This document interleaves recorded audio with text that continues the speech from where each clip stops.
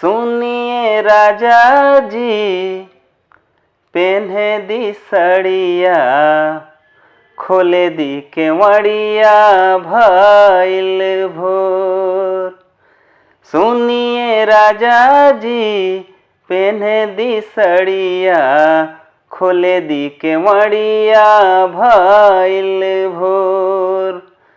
सासू चाल कर तारी ननद कान भर तारी। सासू चाल कर तारी ननद कान भर तारी। आवतनी बांध दी बेलाउज के डोर। सुनाए रानी जी पेन्ह जनी सड़िया अबही भरल नइखे मनवा मोर। प्रेजेंट्स गोरखपुर के चमकते सितारे को पावर्ड बाय रॉयल रेसिडेंसी। आज मैं जिस शख्सियत से आपको मिलवाने जा रही हूँ वो भोजपुरी सिनेमा जगत के एक बहुत ही चमकते सितारे हैं। मैं बात कर रही हूँ कृष्णा कुमार जी की। आइए जानते हैं उनके पूरे सफर के बारे में कि कैसे उन्होंने किस तरह से एक बीटेक बैकग्राउंड से होके बीटेक की पढ़ाई करके उन्होंने सिनेमा जगत में कदम रखा और कैसे अपने जीवन की उन्होंने शुरुआत की। बहुत बहुत स्वागत है कृष्णा जी आपका आज के इस कार्यक्रम में। सबसे पहले तो सर बहुत अच्छी बात लगी मुझे ये सुन के कि आपने एजुकेशन अपनी प्रॉपर ली, पूरी पढ़ाई की, लेकिन अपने सपने को आपने पूरा किया। एक जो शौक होता है, एक पैशन होता है कि हाँ मुझे सिंगर बनना है, मुझे डांसर बनना है, एक्टर बनना है, लेकिन कई लोगों में एक ख्वाब रहता है और वो अधूरा रह जाता है। आपने इस ख्वाब को पूरा किया। तो मैं आपसे जानना चाहूँगी पहले आप कहाँ से बिलोंग करते हैं, स्कूलिंग आपकी कहाँ से हुई, इसके बारे में हमें बताइए। सबसे पहले तो एनबी न्यूज़ के चैनल के माध्यम से सारे भारतवासियों को मेरा प्यार भरा प्रणाम स्वीकार करिए।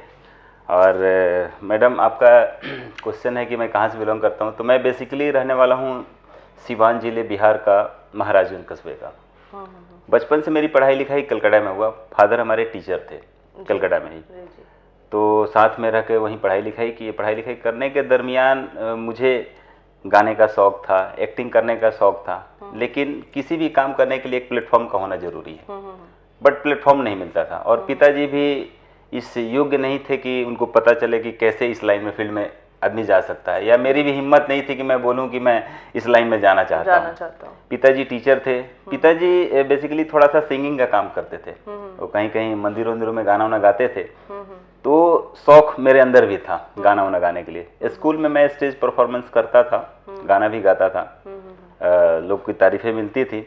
तो बचपन से शौक था इस लाइन में जाने का, लेकिन मुझे वो मुकाम नहीं मिल पा रही थी जी। मैंने वहीं से पढ़ाई किया, इंटरमीडिएट करने के बाद ग्रेजुएशन किया, फिर ऑटोमोबाइल इंजीनियरिंग किया। इंजीनियरिंग करने के बाद ऑफर स्कूल से ही मुझे मिल गया कि आपको जॉब के लिए। तो मैंने बजाज ऑटोमोबाइल में करीब 1.5-2 साल काम किया। वहाँ से फिर मुझे मारुति में ऑफर आया। मैं मारुति में वहीं पे ज्वाइन कर लिया था कलकत्ता में ही। बट कलकत्ता के बाद मेरी ट्रांसफ़र हो गई गोरखपुर में पहली बार 2003 में आया, 11 दिसंबर 2003। आने के बाद मैं यहाँ काम शुरू कर दिया। काम करने के बाद लगभग 2007 या 8 में 4-5 साल के बाद भोजपुरी फिल्म आई थिंक 2003 से शायद उदय हुआ था, मनोज तिवारी की ससुरा बड़ा पैसे वाला। फिल्में गोरखपुर में शूटिंग शुरू हो गई। तो जो चीज़ें वहाँ पे मैं सोचता था कि प्लेटफॉर्म कैसे मिलेगा, तो मैं दौड़ के जाता था जहाँ जहाँ शूटिंग होती थी, छुट्टी लेकर के कि कैसे शूटिंग होती है, क्या चीज़ें हैं, मुझे कैसे काम मिल सकता है। ये जो आपने ये जो सफ़र शुरू किया जी, अपनी जॉब के साथ ही किया, क्योंकि आपने 10 साल नौकरी भी की है सर। जी। तो जॉब के साथ 2000 दर्शकों को बताना भी चाहूँगी कि जॉब करने के दौरान आपने ढूंढना शुरू किया या नौकरी आपने छोड़ दी थी? नहीं, जॉब के दरमियान सेफ साइड मैंने एक सेफ साइड, क्योंकि मैं तो कोई पढ़ाई करके इस लाइन से आया नहीं था। बिल्कुल। पढ़ाई किया था ऑटोमोबाइल से, तो ऑटोमोबाइल का सेक्टर में मैं जॉब करता था प्रॉपर। तो इस बीच में एक जानने की कोशिश कि होती क्या चीज़ है, शूटिंग होती कैसे है, या मैं कैसे उसमें जा सकता हूँ, कौन लोग मुझे मिलेंगे जिससे मैं कुछ सीखूं। तो 2007 में एक फिल्म यहाँ बन रही थी, कहाँ जी राजा नजरिया लड़ाई के, दिनेश लाल यादव उर्फ निरहुआ जी की। तो मैं वहाँ गया तो देखा कि शूटिंग कैसे कैसे हो रही है। बबीना होटल था, वहीं पे शूटिंग चल रही थी। बट किसी से पहचान नहीं थी, तो आम जनता की तरह मैं भीड़ में जाता था, मुझे धक्के मार के बाहर कर दिए जाते थे। तो एक टसन सा लगता था कि इंसान तो वही है, जो एक्ट कर रहा है, हम भी इंसान ही हैं, लेकिन मुझे धक्के मार के जो निकालते थे, एक पढ़ा लिखा इंसान था, तो बड़ा अंदर फील होता था कि काश मैं कैसे बनूंगा ये, और फिर ऑफिस चला जाता था। मतलब आप अपने सामने किसी को ऐसे नहीं होने देते होंगे कि कोई धक्के मार के किसी को बाहर बिल्कुल कर दे। बिल्कुल, मेरा नेचर थोड़ा अलग है। जी जी जी, मैं बताऊंगा आपको। फिर संजोग एक ऐसा रहा कि राम नरेश श्रीवास्तव मेरे गुरु मान लीजिए, गोरखपुर में उनकी एक गाड़ी आई थी बनने के लिए, तो उनकी नज़र मेरे ऊपर पड़ी और उन्होंने कहा कि कृष्णा जी आप फिल्मों में क्यों नहीं ट्राई करते हैं। मेरी मन की बातें उन्होंने छीन ली। मैंने कहा कि फिल्मों में, अरे सर बताइए कैसे जा सकते हैं। तो बोले कि ससुरा बड़ा पैसा वाला पिक्चर देखे हैं आप। हमने कहा देखा हूँ। बोले उसमें मनोज तिवारी की जो माँ बनी वो मेरी दीदी हैं। उन्होंने क्या बात करते हैं। अब इतना अंदर से ये हुआ प्राउड मुझे कि उनकी दीदी इतनी बड़ी प्लेटफॉर्म पे काम की है, तो कुछ ना कुछ रास्ता मिलेगा। और बोले मैं भी उसमें काम किया हूँ। फिर मैं उनके घर गया तो उनसे सारी चीज़ें समझा, क्योंकि वो पुराने थे, वो दूरदर्शन में लगभग 40-50 फिल्में डायरेक्ट कर चुके थे, कई फिल्मों में काम कर चुके थे। तो जब सारी चीज़ें का अध्ययन हुआ मेरे पास कि हाँ ऐसे ऐसे फिल्में बनती है, तो उन्होंने उसी फिल्म में मुझे एक छोटा सा रोल दिलवाया। बोले मेरी जान पहचान है, कहाँ जी बराजा नजरिया लड़ा के। बाली जी डायरेक्टर थे, ससुरा बड़ा पैसा वाले में उन्होंने सेकंड लीड भी किया था, छेदिया के नाम से। तो उन्होंने मिलवाया, तो उन्होंने बोला कि हाँ एक रोल तो है, मैं देता हूँ, दिनेश जी के साथ में ही है। एक गाने का कुछ सीन था और एक गाने का स्टार्टिंग पॉइंट। वो मतलब आपकी पहली ब्रेक कह लीजिए। मैं सीखने के तौर पे वहाँ पे गया, चौरी चौरा साइड में शूटिंग हुआ था जी। कहाँ जीवा राजा नजरिया लड़ाई की फिल्म थी। उसके बाद एक आध दो फिल्मों में उन्हीं के माध्यम से मैं छुट्टी लेकर के जाता था, कभी भदोही कभी महाराजगंज, तो कहीं छोटा मोटा एक आध सीन मुझे काम मिल जाता था। काम करने के बाद ये अभ्यास हो गया कि बहुत बड़ा चीज़ नहीं है कैमरा फेस करना। मैंने कहा कि मैं काम तो करूँगा, क्योंकि एक रास्ता मिल गया है। उसके बाद लोगों से मेरी डायरेक्ट पहचान भी होती गई। मैं जहाँ जाता था लोगों का कॉन्टेक्ट नंबर और समथिंग कुछ ले लेता था, लेकिन जहाँ भी जाता था लोग पैसे का डिमांड करते थे। अच्छा। हाँ, मतलब शुरुआती दौर में जैसे जो आपने पहला रोल किया उसके आपको पैसे नहीं मिले सर? उसके पैसे मिले थे, मुझे याद है 500 रुपये दिए थे वो लोग कन्वेंस के नाम पे। अच्छा, कि आपने काम किया, हाँ, कि 500 रुपये आप ले लीजिए। तो वो 500 रुपये आपको बहुत अच्छे लगे? बहुत अच्छा लगा कि मेरे वर्क से हट के, खैर मेरी जॉब अच्छी थी, सैलरी अच्छी मिलती थी, लेकिन वो 500 रुपये दूसरे प्रोफाइल से आया था, तो मुझे लगा कि मैंने कुछ अर्जित किया फिल्म लाइन से। सबसे बड़ी चीजें थी कि जो शौक था वो सामने उभर के आया कि मैं क्या करना चाहता हूँ, और जी सुकून मिला मुझे। 2-3 फिल्में करने के बाद रवि किशन जी की भी एक फिल्म आई थी, कहाँ जी केहू हमसे जीत ना पाई। गोरखपुर में डॉक्टर करीम साहब थे, उन्होंने ये फिल्म बनाई थी। उस फिल्म में भी मैंने छोटा सा रोल किया था। करने के बाद फाइनली ये मैंने सोच लिया कि मुझे फिल्म लाइन में जाना है, क्योंकि घर वाले भी, मेरी भाभी भी बोलती थी आप 6 फुट हाइट है, पर्सनालिटी है, क्यों नहीं करते हैं इसमें तैयारी। हमने कहा कि भाभी ऐसी ऐसी बातें हैं, पैसा बहुत लगता है, जहाँ जाता हूँ लोग बोलते हैं कि नॉन रिफंडेबल पैसा है, 50,000 दे दो, वहाँ सीन दिलवा देता हूँ, 1 लाख दे दो। ऐसी भी बातें होती हैं। फिल्म लाइन में ऐसा है, आप देखिएगा तमाम 80% लोग तो पैसा क्या मांगते हमें हैं। अगर किसी सीरियल में, किसी मूवी में काम करना है तो पैसे अपने तरफ से खुद देने पड़ते हैं? देखिए सीरियल का तो आइडिया नहीं है, बट ये मैं जानता हूँ कि फिल्म लाइन भोजपुरी में ये जितने शूटिंग होती हैं और लोकल कलाकारों की रिक्वायरमेंट होती है, तो 80% फिल्मों में मैं सुनने को मिलता है कि लोग पैसा लेकर के काम देते हैं। आपने कभी ऐसा हुआ है सर कि पैसा देके आपने काम किया? नहीं, मैंने पैसा कभी नहीं दिया। आज तक मुझे याद है कि मैंने किसी फिल्म में पैसा नहीं दिया। मैंने आपका एक आर्टिकल भी पढ़ा सर, जिसमें आपने बोला है कि मैं पैसे दूं उससे अच्छा मैं खुद ही फिल्म प्रोड्यूस कर लूं। मैं बता रहा हूँ। तो फिर ये हुआ कि जब हर जगह पैसे देने हैं, तो मैंने कहा कैरेक्टर रोल करके करूंगा क्या। मैं मारुति में अच्छा जॉब कर रहा हूँ, एक GM का पद मिल चुका था, लाखों रुपए की सैलरी थी, सेटल परिवार, शादीशुदा जिंदगी जी रहा था मैं, और इसको छोड़ के इस लाइन में जाना है और कैरेक्टर रोल करूंगा, पता नहीं क्या पैसा मिलेगा क्या नहीं मिलेगा। तो मैं हीरो के लिए ट्राई कर रहा था। तो हीरो के लिए जहाँ जाता था लोग बोलते थे कि आप एक काम करो, सेकंड हीरो बना देता हूँ, 15 लाख रुपए लगा दो इस फिल्म में। हमने कहा ठीक है 15 लाख तो मैं लगा दूंगा, पैसे मिलेंगे कैसे? तो बोलते थे नहीं, तुमको लॉन्च करूंगा, पैसे नॉन रिफंडेबल होंगे। अच्छा। कुछ लोग तो बोलते थे कि ठीक है पैसा आपका मिल जाएगा, बट कहीं थर्ड पार्टी में मीटिंग में बैठता था, वो बोलते थे देखो ये सब बोलते हैं, पैसा देते नहीं है। फिल्म लाइन में बोल तो देंगे आप पैसा दे देंगे, एग्रीमेंट भी बन जाएगा, लेकिन भोजपुरी फिल्मों में एग्रीमेंट का भी कोई महत्व नहीं है। ये सत्य है। मैं आपको बताऊंगा कि कितनी सारी फिल्में मैंने किया और डिस्ट्रीब्यूशन का काम किया, सारे एग्रीमेंट धरे के धरे रह जाते हैं, पैसे मिलते नहीं है। हाँ, ये थोड़ा सा है, ये ड्रॉबैक है। ये ड्रॉबैक है भोजपुरी का। अच्छा। कि बजट ज्यादा नहीं होता है, नहीं वो लोग बोलते हैं कि हमारा दायरा कम है, ऐसा कुछ नहीं है। इससे कम पॉपुलेशन में फिल्में साउथ में बनती है। देखिए कितने 200-200 करोड़ की फिल्में बनती है। भोजपुरी की जो सोच है लोगों का ना, वो थोड़ा लेवल नीचे है। भोजपुरी एक तो बदनाम भी है, आप जैसा जानती हैं कि एल्बम के जो गाने गाते हैं लोग थोड़ा लो लेवल, ये नहीं सोचते हैं कि हमारी समाज में कितनी गंदगी इससे आती है। बस लोग शॉर्टकट रास्ता अपनाते हैं कि हम कैसे स्टार बन जाऊं, क्योंकि बहुत सारे लोग स्टार बने हैं अपने अपने उस तरह के गाने गा करके। उनको भी आज ये महसूस होता है कि हमने ये चीज़ें गलत जो किया है। बट खैर मैं कुछ नहीं बोल सकता हूँ किसी के बारे में।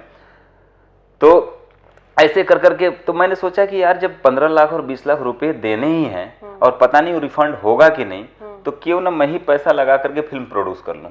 और प्रोड्यूस करूँगा तो किसी का हक भी नहीं होगा मुझे डांटने का, बोलने का। हो सकता है पैसा देने के बाद डायरेक्टर बोले यार मैं तो कैमरा फेस थोड़ा बहुत किया था, काम ना आए, फाइट ना आए, डांस ना आए, 4 बात सुनाएगा, फिर पैसा भी डूब जाएगा। मैंने सोचा कि मैं एक काम करता हूँ, मैं बॉम्बे जाता हूँ, इस चीज़ को प्रॉपरली समझता हूँ।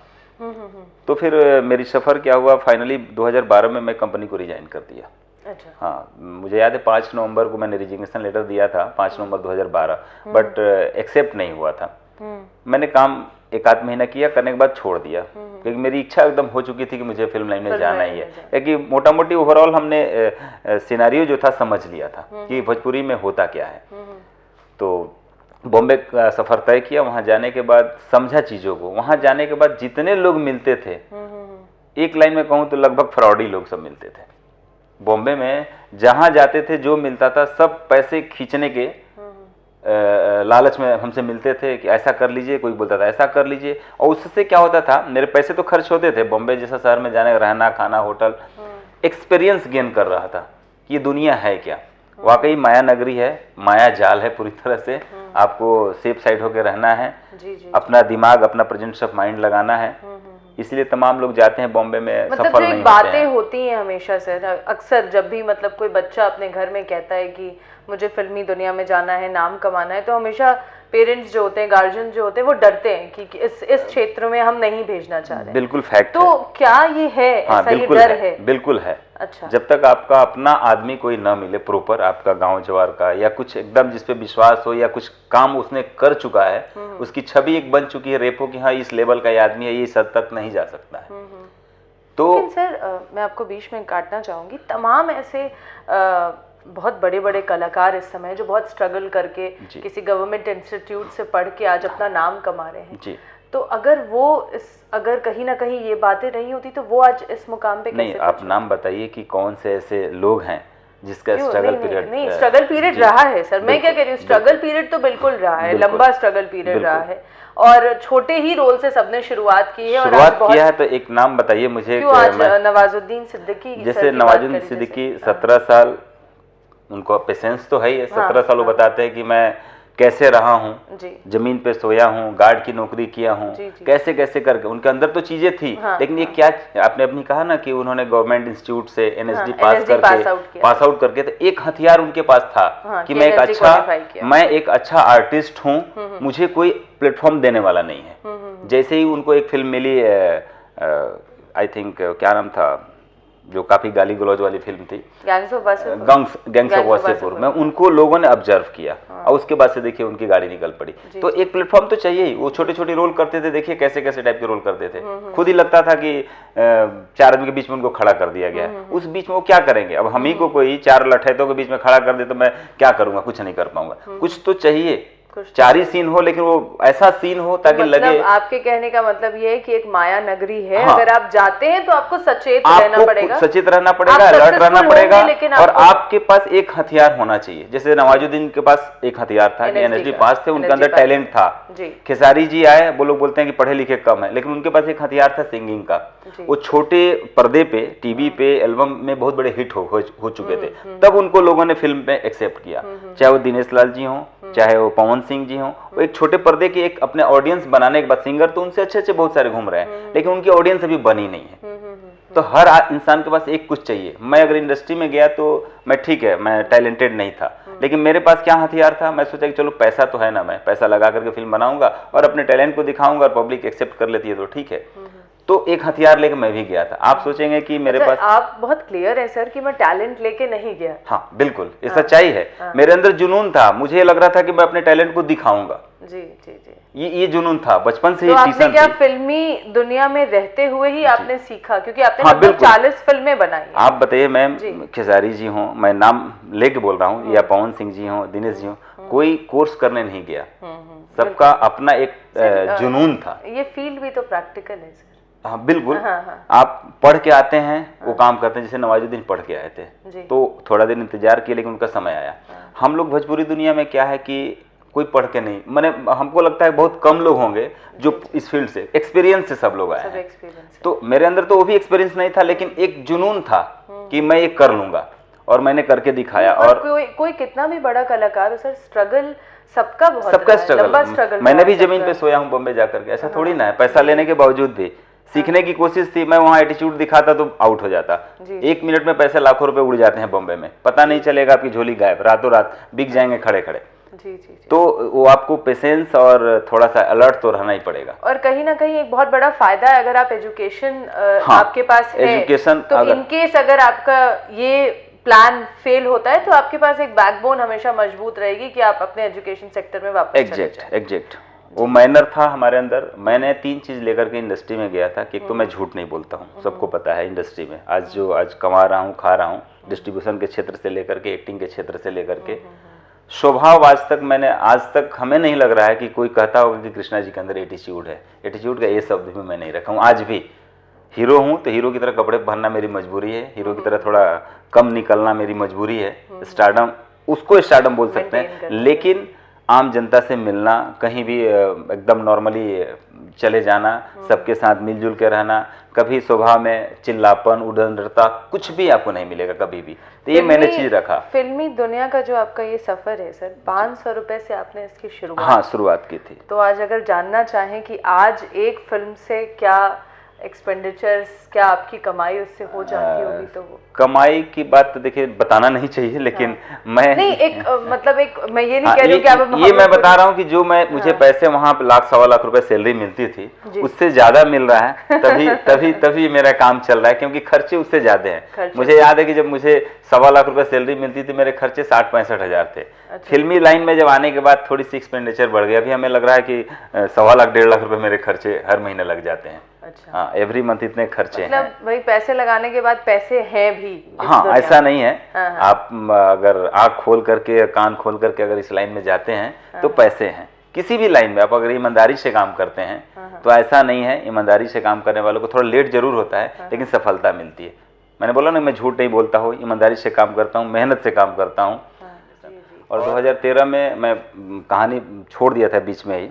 2013 में फिर मैं फाइनली बॉम्बे जब गया तो वहाँ एक महेश जी मिले हमें, महेश उपाध्याय, प्रोडक्शन का काम देखते थे। उन्होंने बताया कि आप जो ये पिक्चर के पीछे पड़े हुए हैं, अभी तक कितना पैसा बर्बाद कर दिए। हमने कहा 5-6 लाख रुपया 17-18 दिन में ख़त्म हो गया। बोले ये सब घूमते रहेंगे, आपका सारा पैसा ख़त्म हो जाएगा। श्री जी एक रेस्टोरेंट था, वहाँ बैठे और बताया कि देखिए फिल्म आपको बनानी है, आप खुद हीरो रहना चाहते हैं। हमने कहा जी। तो बोले कि 30 से 35 लाख में फिल्में बन जाएगी, आपके पास 25 लाख होना चाहिए, बाकी 10 लाख मैं मैनेज करूंगा, फिल्म बना दूंगा। तो मैंने एक क्वेश्चन उनसे पूछा कि ठीक है, आप 25 लाख में फिल्में बना देंगे, 10 लाख मार्केट से या जैसे भी आप ले लेंगे, जहाँ बेचेंगे या जो भी होगा एडवांस के तौर पे, लेकिन इसकी रिकवरी क्या है? मेरे मन में एक सवाल आया कि मैं 25 लाख कमाया हुआ, 10 साल का नौकरी किया था, पैसा आपको दे दिया, पिक्चर बन भी गई, मैं स्टार बन भी गया, लेकिन वो पैसा निकलेगा कैसे? रिकवरी क्या है? तो उन्होंने कहा कि बहुत अच्छा क्वेश्चन किया, और पहली बार कोई हीरो ऐसा क्वेश्चन किया। यहाँ तो लोग आते हैं बॉम्बे में, मायानगरी हीरो बनना है, बस यही सपना देखते हैं, दारू पीते हैं, फालतू फालतू चीज़ें जो भी होता है वो सब करते हैं। तो हमसे पूछे कि आपका कुछ शौक? हमने कहा हमारे पास ऑलरेडी शादीशुदा हूँ, 10 साल हो चुका है, 12 साल शादी हुए, कोई शौक नहीं है, दारू मैं पीता नहीं हूँ, पान मसाला गुटखा बीड़ी सिगरेट कुछ भी, नथिंग, कोई नशा नहीं, पढ़ा लिखा इंसान हूँ। तो उसके लिए आप भूल जाइए कि कोई एक्सपेंडिचर एक्स्ट्रा होगा आपका। बोले मैं 25 लाख में फिल्म बना के आपको दे दूंगा। रिकवरी की बात है, बोले कि रिकवरी की कोई गारंटी नहीं। हमने कहा जब रिकवरी की गारंटी है मैं पैसा क्यों लगाऊं? तो बोले आप नया हीरो हैं, आपकी पहचान क्या है? उनका भी क्वेश्चन बड़ा अच्छा रहा। हमने कहा मेरी कोई पहचान नहीं है, क्या कर सकता हूँ? तो बोले कि अब आप एक काम करिए, किसी बड़े स्टार के साथ आप फिल्म बनाइए, किसी बड़े स्टार के साथ में रह के फिल्म बनाइए, जब आपको ये लालच नहीं कि मैं मेन हीरो रहूँगा, तब सेकंड हीरो बन करके अपने आप को प्रूफ करिए पहले। बड़ा अच्छा लगा। मैं वहाँ से बॉम्बे से वापस आ गया यहाँ, ये सोच के कि फिल्म करूँ ना करूँ। 2-3 महीना घर पे बैठा रहा, लेकिन दिमाग में शरारती कीड़ा जो होता है ना, प्लास्टिक का कीड़ा जो काटता है इंडस्ट्री फिल्म लाइन में, तो उनसे मैंने बात किया। तो उन्होंने कहा कि ये काम करिए। सनोज मिश्रा भी मिले बीच में, एक डायरेक्टर हैं अच्छे हिंदी के। तो उन्होंने कहा कि आप आइए, अनूप जलोटा को जानते हैं? तो हमने कहा बहुत अच्छी तरह जानते हैं। बोले आइए मैं उनसे मिलवाता हूँ, फाइनेंस करते हैं। तो मैंने कहा ना कि आदमी पैसा कहाँ दे सकता है, एक अच्छा नाम मुझे मिला कि अनूप जलोटा मेरे साथ गलत नहीं कर सकते हैं। जी जी। तो मैं गया बॉम्बे और उनसे मेरी मीटिंग हुई। दादर में उनका हवेली है अपना। बातचीत हुआ तो बोले कि कितना पैसा लगा सकते हो? मैंने बोला कि इतना पैसा मैं दे सकता हूँ। तो सनोज जी से उन्होंने बात किया कि डायरेक्ट आप करोगे? बोले कि हाँ मैं डायरेक्शन कर दूंगा और खेसारी लाल को लेकर के फिल्म में बनाना चाह रहा हूँ। बोले खेसारी लाल क्या पैसा वैसा लेते हैं, बात कर लो। तो ये लोग अपना आपस में बात उत करके, मैं लेमैन था उस समय, कोई जानकारी तो थी नहीं कि फिल्म बनती कैसे, एक्टिंग का शौक था। तो ये सारा सौंप दिया मैं अनूप जलोटा जी के ऊपर। अनूप जलोटा ने बोला कि ठीक है आप पैसा मेरे अकाउंट में ट्रांसफर कर दो। खुशी इंटरटेनमेंट थी, मैंने पैसा उनको सारा 3 किस्तों में डेट दे करके वहीं पे चेक से ट्रांसफर कर दिया। और उन्होंने खेसारी लाल को लेके पहली फिल्म 2013 में ही बना डाली, बेताब। मेरी करियर की एज ए हीरो फिल्म बेताब थी। बेताब थी। हाँ, बेताब फिल्म में बहुत अच्छी पहली फिल्म आपकी बेताब थी। नहीं वैसे तो छोटे मोटे रोल छोड़ दीजिए, एज ए ब्रेक जो अगर असली ब्रेक कर सकते हैं तो बेताब थी। और ये स्टारडम आपको हीरो नंबर 1 से मिला था, वो उसकी भी कहानी थी। तो ये पहली पिक्चर मैंने किया 2013 में, बेताब रिलीज भी हुई नवंबर में। पिक्चर सक्सेसफुल रहा और पैसे भी रिकवर हुए। और खेसारी लाल को रखने का मतलब क्या हुआ, अगर उनके 20 करोड़ लोग जानने वाले थे तो 20 करोड़ लोग मुझे भी लोगों ने देखा। ये फायदा हुआ। अगर मैं अकेले पिक्चर बनाता तो हो सकता था 5 लाख भी लोग नहीं देखते उस फिल्म को और फिल्म फ्लॉप करार दिया जाता, मेरा पैसा टोटल डूब जाता। तो ये पढ़ने का फायदा मुझे मिला। और मैंने फिर वो क्या हुआ, फिल्म तो चल गई सब जगह। देन उस प्रोडक्शन से एक और फिल्म बनी, जो जीता वो सिकंदर, मात्र 6 महीने बाद खेसारी को लेकर के ही बनी। क्योंकि उन्होंने भी खेसारी के साथ काम नहीं किया था, अनूप जलोटा जी ने। तो उनके ऑफिस से हुआ कि एक और पिक्चर बनाते 6 महीने में। पिक्चर ठीक ठाक लग रही है और अच्छा रिस्पांस मिला था। उसके पहले उन्होंने छोटी छोटी फिल्में बनाई थी छोटे छोटे हीरो को लेकर के। तो जो जीता वो सिकंदर बनी, तो उसमें भी उन्होंने मुझे बोला कि कृष्ण जी काम करिए, आप सेकेंड हीरो काम करिए। अच्छा लगा था, एक रिलेशन मेरा अच्छा बन गया था। मैंने 6 महीने बाद उनके साथ दूसरी फिल्म की। उस फिल्म में भी अच्छा व्यवसाय किया और फिल्म सफल रही। 2 फिल्म करने के बाद मुझे ऐसा लग रहा था कि अब मुझे सोलो डायरेक्शन ये करना चाहिए, प्रोड्यूस करना चाहिए पिक्चर। फिर 6 महीने बाद ही मैं खेसारी जी को साइन किया। और गोरखपुर के मोती महल एक रेस्टोरेंट हुआ करता था मॉल के बगल में, उनके एक लड़के थे समरेंद्र सिंह। उन्होंने बोला मैं पैसा लगा सकता हूँ, तो उन्होंने कुछ पैसा लगाया, मैं मिलकर के पार्टनरशिप में ये फिल्म बनाया हीरो नंबर 1।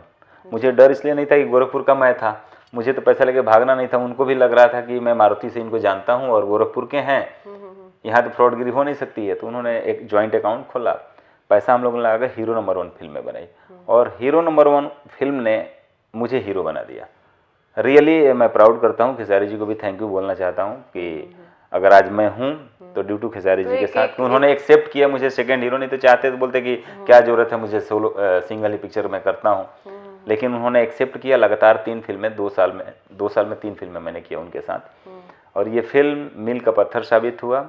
लगातार बिहार में कई जगह 51 डेज चला। मैंने शील्ड बनवाया सबको, हॉल से लेकर के डिस्ट्रीब्यूटर, खेसारी जी को, अक्षरा जी को, जो लोग मेरे साथ काम किए थे उनको मैंने, मतलब सारे बड़े सुपरस्टार्स के साथ जो भोजपुरी सिनेमा में रहे उनके साथ आपने काम भी किया है। हाँ। अच्छा सर, एक सवाल मेरे दिमाग में हमेशा आता है कि जब आप लोग, आपकी तो शादी भी हो गई है जी, और ख़ास तौर से अगर कोई रोमांटिक सीन आपका रहता होगा उस रोल में, घर आप वापस जाके कैसे मैनेज करते होंगे उस चीज़ को? क्या आपको जवाब नहीं कुछ देना पड़ता होगा अपनी वाइफ को? ये एक क्वेश्चन हमेशा दिमाग में हम लोग के आता है। बिल्कुल ये सत्य बात है कि कोई भी स्त्री हो, हाँ, वो अपने पति के बाहों में दूसरी लड़की को देखना नहीं चाहती है। बिल्कुल, ये सच्चाई है।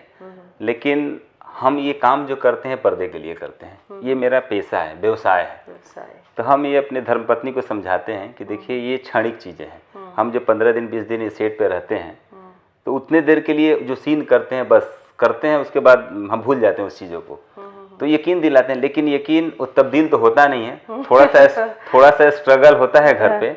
फिर कुछ शूटिंग भी हम लोगों ने दिखाया पत्नी को कि देखो शूटिंग होती कैसे है। जो आप लोगों को लगता है कि रोमांस ऐसे हम बॉडी पे चढ़ जाते हैं या ऐसा किस कर लेते हैं या ऐसा सीन आप लोग देखती हो, देखो होता कैसे है। कुछ तो कैमरे का एंगल होता है, कुछ चीट किया जाता है, ऐसा हकीकत होता नहीं है। कटिंग, ये सारा खेल होता है कटिंग का। जो कटिंग फट सीन चेंज होता है वो दिखता नहीं आंखों को, बट ये सारा खेल कटिंग का है। तो इसमें बहुत सारे गेम होते हैं। तो हम लोगों ने सीन को दिखाया, देखने के बाद कुछ आभास हुआ, उसके बावजूद भी थोड़ा बहुत हेजिटेशन तो रहता है कि ऑफ द कैमरा ये लोग पता नहीं क्या करते होंगे। बिल्कुल, ये भी सच्चाई है आज भी सर। इंडस्ट्री में। लेकिन अगर हम बात कर रहे हैं भोजपुरी सिनेमा जगत की, लोगों के दिमाग में ख्याल आता है कि वल्गैरिटी जो है बहुत ज़्यादा बढ़ गई है। अगर स्पेशली अगर यूपी बिहार के बच्चे अगर सोचते हैं जाने के लिए कि एक बार हम हमेशा सोचते हैं कि पहले बॉलीवुड में ही ट्राई करें, बल्कि अगर यूपी बिहार से हैं, जैसे आपने शुरुआत की भोजपुरी सिनेमा जगत से, तो क्यों नहीं लोगों के दिमाग में आता है कि यहीं से शुरुआत करें? क्योंकि भाई भोजपुरी तो अपनत्व है, हम उसको कैसे छोड़ सकते हैं। लेकिन कहीं ना कहीं वो वल्गैरिटी बहुत ज़्यादा है, उसके बारे में क्या आपका? देखिए, ये सच्चाई है, भोजपुरी में वल्गैरिटी तो बढ़ी है, मैं इस चीज़ को एक्सेप्ट करता हूँ। जी जी। लेकिन फिल्म जब बनती है तो उसमें दो सेक्टर है भोजपुरी फिल्मों में, आप देखे होंगे। एक तो एल्बम का सेक्टर है, एल्बम का सेक्टर हिंदी में भी है, लेकिन वो क्या एक अच्छे गाने बनाते हैं, फिल्मों में भी अच्छे गाने डालते हैं।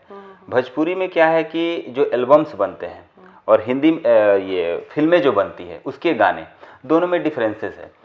ये प्रोड्यूसर भी मान के चलता है कि हम अगर गंदे गाने डालेंगे फिल्म में तो उसके लिए सेंसर बना हुआ है, सेंसर में जाके कट जाएगा, मेरा लाखों 2 लाख रुपए गाना शूट करने का बर्बाद हो जाएगा, क्योंकि हम दिखा ही नहीं सकते हैं। और जो आप एल्बम के लिए गाने शूट करते हैं तो एल्बम के गाने में कोई प्रोड्यूसर बोल के तो होता नहीं है, खुद सिंगर है या कोई और सिंगर अगर गा रहा है, वो गाना गा दिया, शॉर्टकट रास्ता ढूंढता है, क्योंकि जानता है कि इसमें कोई सेंसर है नहीं, मैं जो गाऊंगा सीधे यूट्यूब पे डाउनलोड करूंगा और इससे पैसे अर्जित करूंगा।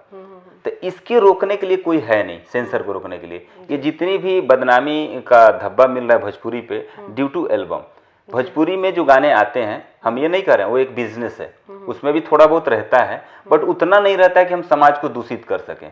समाज को पूरी तरह से दूषित अगर कर रहे हैं हम लोग तो एल्बम के गाने, क्योंकि भोजपुरी में सर बहुत अच्छे गीत हैं। बिल्कुल हैं। तो अगर आज भी शादियां होती हैं तो सोहर से लेकर सारी गीत जितने भी होते हैं सब भोजपुरी में ही होते हैं। बिल्कुल। लेकिन कहीं ना कहीं वो फूहड़पना जो है, बिल्कुल, कुछ गाने ऐसे होते हैं कि कई बार अगर आप परिवार के साथ बैठे हैं तो मन करता है उसको हटा दें। 90% गाने आप एल्बम के, जो डिस्को में जितने बजते हैं, डीजे पे जितने बनते हैं, देखिए फिल्म के गाने नहीं बजते हैं, सब एल्बम के गाने बजते हैं। ये वही कलाकार गाते हैं। ये इस बात का मुझे दुख है कि वो जो कलाकार जो सुपरस्टार अपने आप को बोलते हैं, उनको ये गाना को कम करना चाहिए। फूहड़पन जो गाना बजता है डीजे में, जिसको लोग बोलते हैं कि देखो अश्लील गाना है, तो एल्बम पे एक सेंसर अगर आ जाती ना तो ये चीजें खत्म हो जाती। या उस हीरो को सोचना चाहिए कि हमें स्टारडम मिल चुका है, लेकिन क्या करे वो भी, उनको लगता है कि ये भी एक बिजनेस है। फिल्म जो प्रोड्यूसर बनाता है तो गाना वही लिखवाता है अपने लिरिक्स राइटरों से, फिर वो हीरो गाता भी है।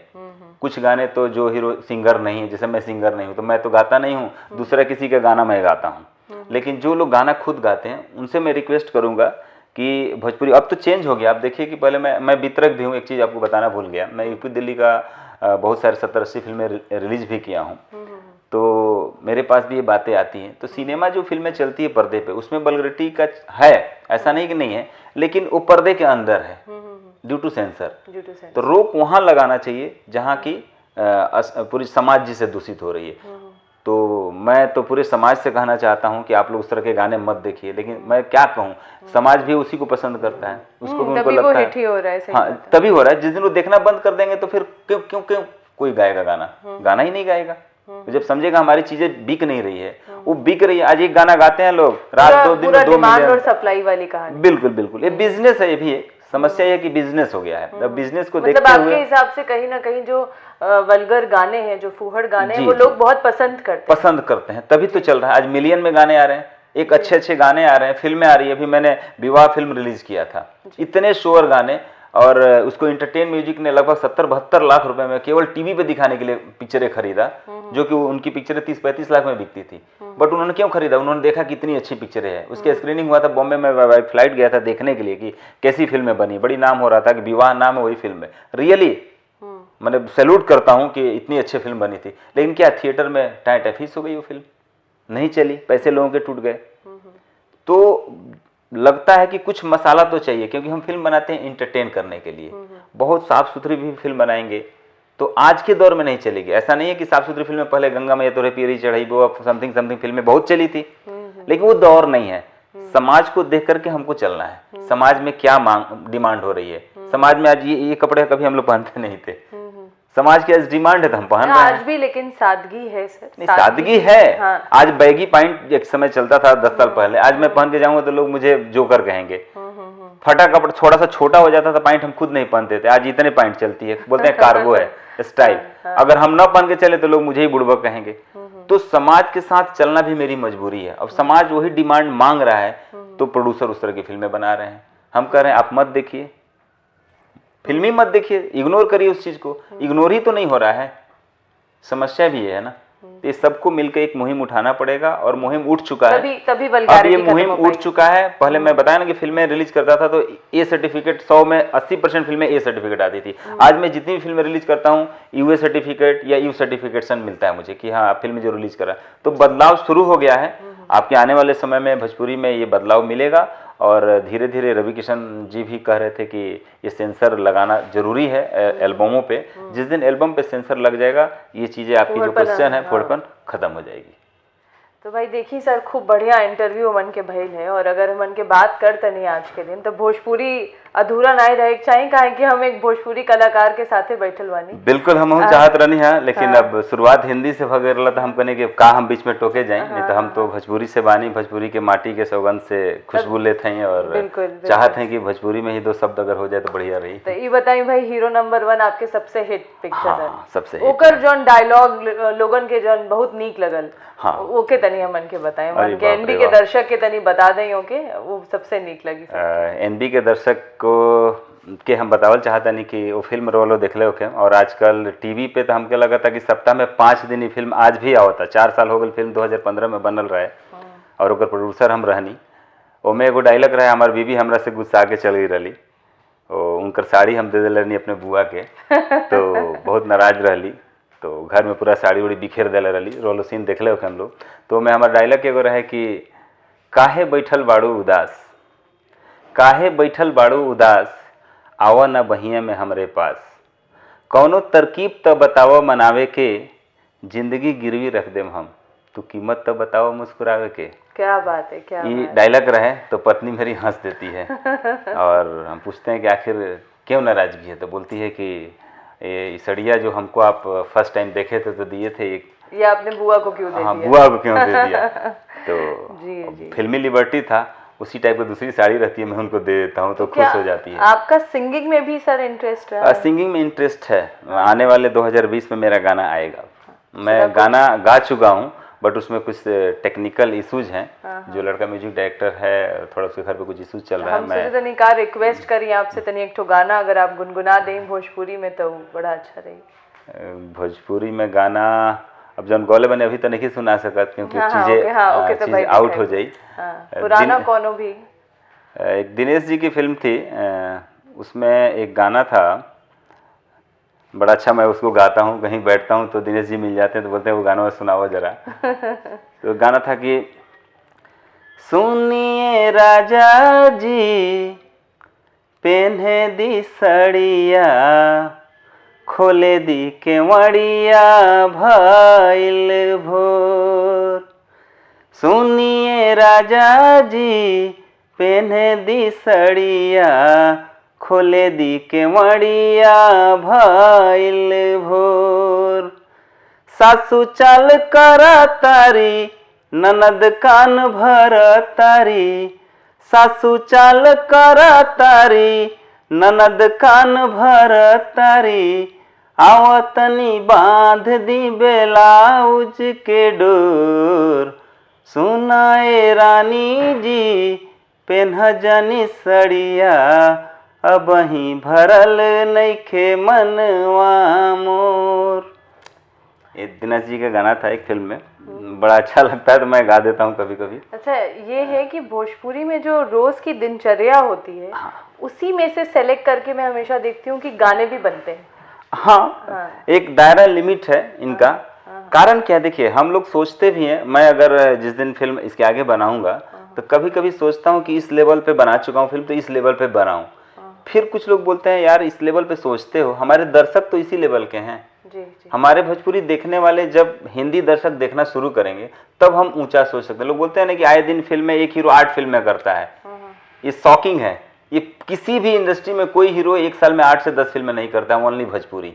ये टैलेंट कह लीजिए या जो कह लीजिए, उसके पीछे रीजन यही है कि वो क्या करे, भोजपुरी के हीरो भी क्या करे। उनके पास वही सेटअप, वही कहानी, घूम फिर के हमारे दर्शक बड़ा सिमटे हुए हैं। मैंने कह सकते हैं कि जो देखने वाले भोजपुरी है ना, हिंदी के दर्शक तो है नहीं, साउथ के हैं नहीं। हमारी फिल्में बहुत जगह नहीं लगती है, हमारी फिल्में बिहार, यूपी, थोड़ा सा नेपाल के तराइयों में लग जाती है, बंगाल में थोड़ा बहुत जो यहीं के लोग रहते हैं वो देख लेते हैं, पंजाब में और दिल्ली में। यही 6-7 टेरिटरी है जहाँ पे भोजपुरी चलती है। आबादी जरूर 20 करोड़, 25 करोड़, 30 करोड़ लोगों के बीच में फिल्में जाती है, बट भोजपुरी के लोग भी भोजपुरी को नहीं देखना चाहते हैं क्योंकि वो सोचते हैं कि दायरा सीमित है। देखने वाले भी हमारे जो वर्ग के दर्शक हैं, 2003 में आई थी, दर्शक बहुत थे। 6-6 महीना ससुरा बड़ा पैसा वाला फिल्म सिनेमा से नहीं उतरी थी। एक साल आनंद मंदिर में 1 साल तक लगातार पिक्चर चली थी। यूनाइटेड टॉकीज गोरखपुर में ये फिल्में लगातार 6 महीना चली थी। फिर धीरे धीरे क्या हुआ, वल्गैरिटी बढ़ते गई, जो आपने क्वेश्चन किया था, और बढ़ते बढ़ते ऑडियंस हमारी कटती गई। लेकिन आज भी जो दर्शक हैं हमारे फिल्म देखने वाले, वो मैं देखता हूँ कि जो लो लेवल के कह सकते हैं, ABC में ग्रेडिंग करे तो जो C कैटेगरी के लोग हैं, वही लोग पिक्चरें ज़्यादा पसंद करते हैं। आज बालकोनी की सीटें सब खाली रहती है, फर्स्ट बेंच की सीटें और सेकंड रो की सीटें, हाँ वो भरा रहता है। फर्स्ट वाले आगे वो सब C वाले बता रहे थे, C और B लगभग चलता है, A में आदमी नहीं रहते हैं, एकदम बहुत कम लोग हैं। आपको कहीं ना कहीं वल्गैरिटी है, मैं तो बोला ही कि वल्गैरिटी है, लेकिन एक बिजनेस है, इंटरटेन करना है लोगों को, इनके पास मसाला नहीं है। वो चीज़ अगर हटा देते हैं तो फिर वो भी कैटेगरी के लोग कट जाते हैं, क्योंकि उनको बुलाने के लिए हमें समय लगेगा। जो लोग कट चुके हैं बालकोनी से, उनको बुलाने के लिए हमें लगातार अच्छी से अच्छी फिल्में और सबको देनी पड़ेगी। ऐसे नहीं कि 4 आदमी अच्छी फिल्में दे रहा है, अपना 4 करोड़ डुबा लिया, और जो 96 आदमी है वो सब वल्गैरिटी बना के अपना पैसा कमा रहे हैं।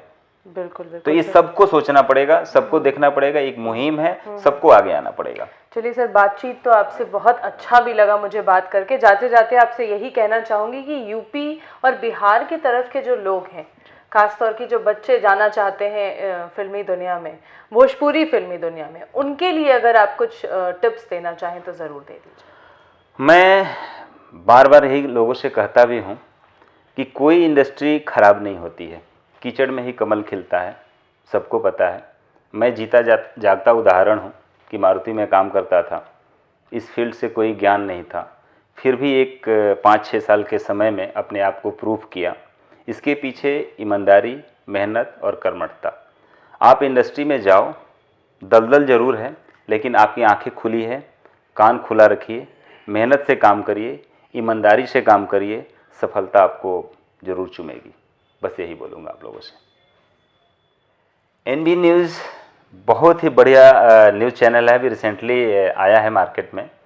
मैं आप दर्शकों से, मेरे जितने भी फ़ैन फॉलोअर्स हैं, सबसे ये गुजारिश करूँगा कि दिल से इस NB न्यूज़ चैनल को देखिएगा, अपना आशीर्वाद दीजिएगा, चैनल को सब्सक्राइब करिएगा, बेल आइकन ज़रूर दबाइएगा। मैं आपका छोटा भाई, जैसा था वैसा हूँ और ऐसा रहूँगा, एक कमिटमेंट किया हूँ। तमाम फिल्में अगर करने का जो श्रेय मुझे मिला है, ये आप लोग के माध्यम से मिला है। तो NB न्यूज़ चैनल के माध्यम से अगेन मैं कह रहा हूँ कि आप लोग जैसे प्यार और आशीर्वाद मुझे दिया है, इसी तरह अपना प्यार और आशीर्वाद देते रहिएगा। नमस्कार।